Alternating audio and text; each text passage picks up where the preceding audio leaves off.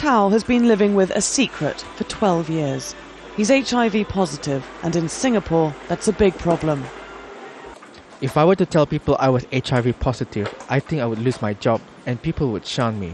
Even a good friend of mine, a childhood friend, just shunned me away after I told him. Because of this, we have to completely conceal Tao's identity, even his voice. His family didn't speak to him for 8 years, and even now they never refer to his HIV status. HIV/AIDS in Singapore is considered a low-level epidemic. Around 4,000 HIV-positive people are known to the authorities. Between 2,000 and 3,000 more are thought to be undiagnosed. The past 5 years have each seen around 400 new cases, so experts are hoping that the numbers may have peaked. These relatively small figures help obscure the disease. We don't have a person living with HIV out in public talking about HIV to schools or to media or to companies. Therefore these 3,000 to 4,000 individuals with HIV are sort of hidden from public view. HIV/AIDS remains highly stigmatised here.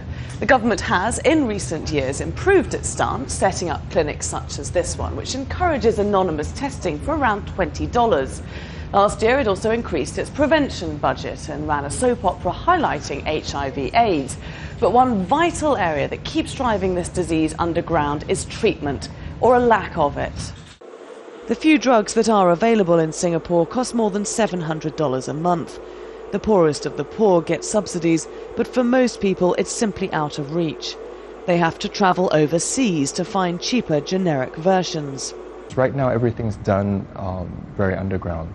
They're done through buyers clubs, where you have the doctors the doctors tell you kind of what you should get, but you go arrange it through your own courier, and there are people who work as mules.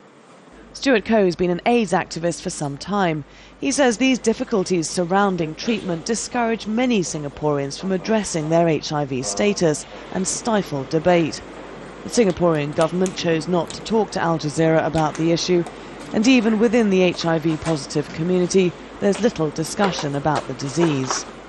I think avoidance is one way not to think too much about HIV. Actually, no point in talking about it. We still have to move on with our lives. Which is tough to do when so much of that life remains hidden. Laura Kyle, Al Jazeera, Singapore.